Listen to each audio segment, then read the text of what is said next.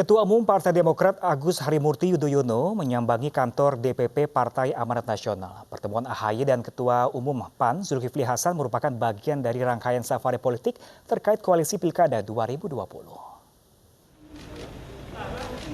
Ketua Umum Partai Demokrat Agus Harimurti Yudhoyono didampingi Sekretaris Jenderal Partai Demokrat Teguh Rifki serta sejumlah petinggi partai langsung disambut oleh Ketua Umum Partai Amanat Nasional Zulkifli Hasan serta Sekjen PAN Edi Suparno pada Rabu siang.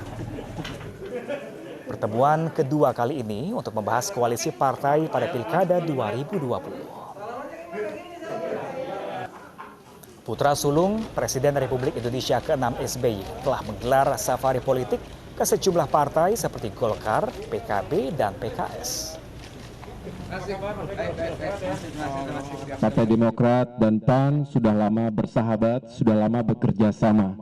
Hari ini adalah upaya bersama untuk menyambung tali silaturahim dan mempererat kerjasama hari ini dan ke depan.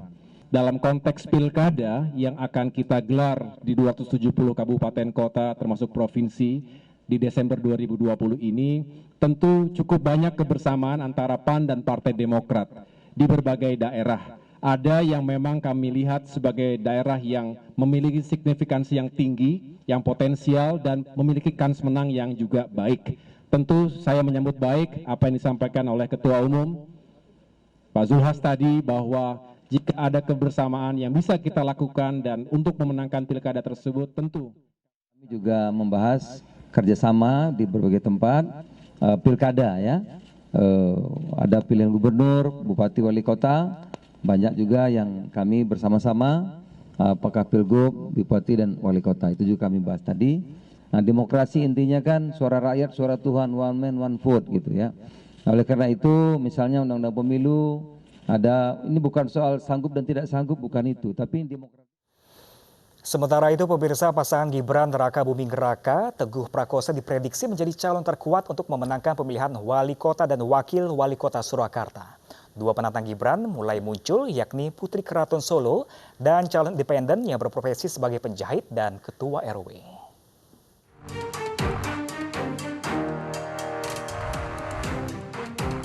Perebutan kursi nomor 1 di Surakarta semakin sengit. Setidaknya 3 nama bakal calon yang akan bertarung memperebutkan tahta di Surakarta. Ketiga nama tersebut adalah Gibran Raka Buming Raka yang akan berpasangan dengan Teguh Prakosa, Bagio Wahyono Efek Suparjo, dan Bendoro Raden Ayu Putri Wulansari Dewi. Gibran Raka Buming Raka dan Teguh Prakosa direkomendasikan oleh PDI Perjuangan. Pasangan Gibran Teguh menguat setelah banjir dukungan dari partai, yakni P3, Gerindra, dan Golkar. Sementara pasangan Bagio Wahyono Efek Suparjo maju dari calon independen. Bajo telah menyerahkan berkas dukungan perbaikan ke KPU daerah sebagai syarat bertarung di Pilkada Surakarta. KPU Surakarta mengatakan pasangan Bajo lolos ke tahap selanjutnya dan harus melewati beberapa tahap sebelum ditetapkan sebagai daftar calon tetap. Dari 21.063 tersebut, kami melakukan proses mengecek kelengkapan dari dokumen tersebut, yaitu sejumlah 19.551 B1 KWK persoalan perbaikan dinyatakan lengkap. Sedangkan yang tidak lengkap yaitu sejumlah 1.512 dokumen dengan jumlah persebaran 5 kecamatan. Selanjutnya adalah tahapan verifikasi administrasi yang berlangsung dari tanggal 27 Juli hingga 4 Agustus 2020. Sementara Bendoro Raden Ayu Putri Wulansari Dewi masih menjajal komunikasi dengan Partai Keadilan Sejahtera. Namun peluang cucu Pakuwono ke-12 terjal karena syarat untuk mengusung calon harus memiliki 9 kursi di DPRD. Sementara PKS hanya memiliki 5 kursi. Partai lainnya sudah merapat ke barisan Gibran Teguh. Tim Liputan iNews melaporkan. Ya, pemirsa, Partai Nasdem resmi mendukung keponakan Prabowo Subianto, Rahayu Saraswati, di Pilkada di Kota Tangerang Selatan. Saras akan mendampingi Sekda Tangsel Muhammad sudah mengantongi rekomendasi Partai Nasdem, PDI Perjuangan, dan Gerindra. Darurat. Jadi yang difoto ntar yang pakai ini. Surat rekomendasi kepada pasangan Muhammad Rahayu Saraswati untuk maju di Pilkada Tangsel disampaikan Wakil Ketua Umum DPP Partai Nasdem Ahmad Ali di ruang fraksi Nasdem Komplek Parlemen Senayan, Jakarta pada Rabu siang. Ali menyebut berdasarkan hasil survei tim internalnya, pasangan Muhammad Saras lebih berpeluang menang ketimbang kader Partai Nasdem. Banyak sekali alasan yang kemudian menjadi pilih kenapa kemudian kami memilih Saras dan pasangannya untuk maju.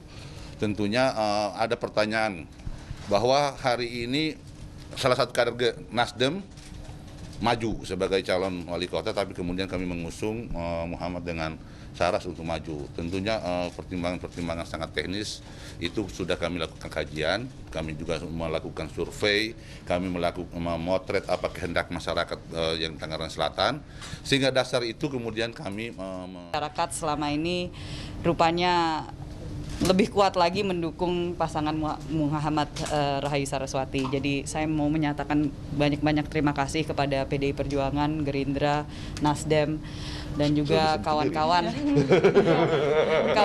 yang nanti akan tentunya tetap memberikan dukungan bahkan di akar rumput.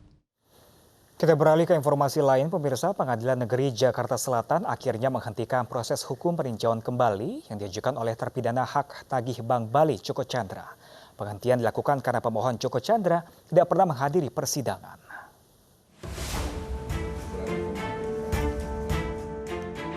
Proses hukum peninjauan kembali yang dilakukan oleh terpidana hak tagih Bank Bali Joko Chandra sudah dihentikan dan tidak dapat diterima oleh Pengadilan Negeri Jakarta Selatan. Penghentian proses ini karena Joko Chandra selaku pemohon tidak pernah hadir di persidangan. Dengan putusan ini, pemohon tidak dapat melanjutkan ke Mahkamah Agung. Katakan permohonan peninjauan kembali dari pemohon atau terpidana Joko Sugiarto Chandra tidak dapat diterima dan berkas perkaranya tidak dilanjutkan ke Mahkamah Agung. Demikian ditetapkan di Jakarta oleh Ketua Pengadilan Negeri Jakarta Selatan pada hari Selasa tanggal 28 Juni 2020. Meski berstatus buron, Joko Chandra mengajukan peninjauan kembali kasusnya. Tetapi 3 kali sidang peninjauan kembali digelar, tak sekalipun Joko Chandra hadir dengan alasan kesehatan dan berada di Malaysia. Dari Jakarta, Helmi Sajangbati, iNews melaporkan. Ya, pemirsa, pandemi COVID-19 masih melanda Indonesia, namun tidak menciutkan semangat membangun desa. Di Banyumas, tentara dan warga bekerja sama memperbaiki jalan menuju daerah wisata.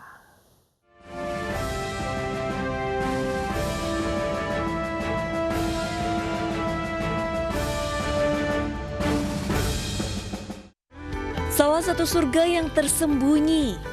Itulah air terjun Curug Nangga di Desa Petahunan, Kecamatan Pekuncen, Kabupaten Banyumas, Jawa Tengah. Keindahan alam yang dilingkupi lahan persawahan dan hutan hijau ini tersimpan di balik bukit dengan ketinggian 1.200 meter di atas permukaan laut.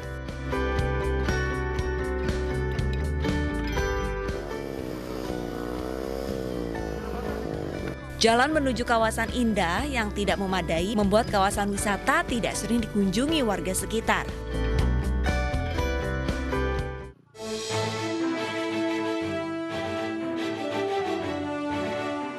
Tapi itu dulu. Kegiatan TNI Manunggal Membangun Desa TMMD reguler ke-10 Kodim 0701 Banyumas dengan proyek pembangunan infrastruktur jalan membuat kawasan tujuan wisata dengan 7 tingkat air terjun ini akan mudah dijangkau.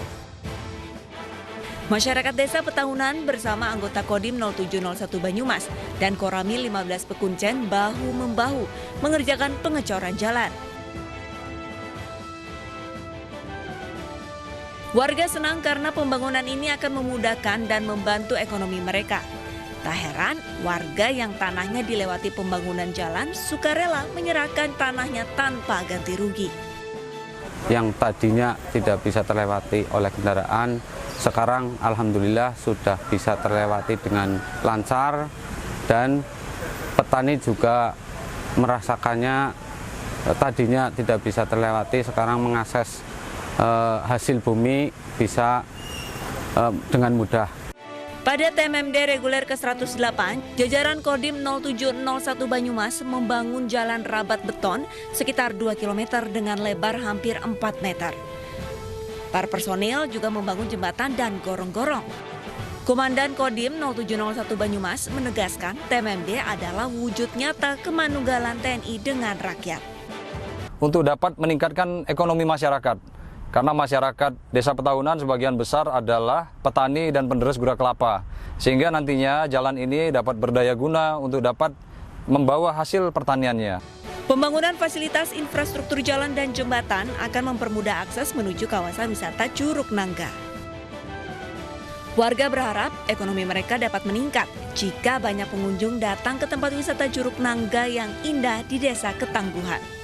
Dari Banyumas, Jawa Tengah, Saladin Ayubi, iNews melaporkan. Ya, pemirsa, ribuan jemaah haji hari ini mulai bertolak ke Arafah untuk menjalankan puncak ibadah haji. Informasi selengkapnya sesaat lagi, tetaplah bersama kami.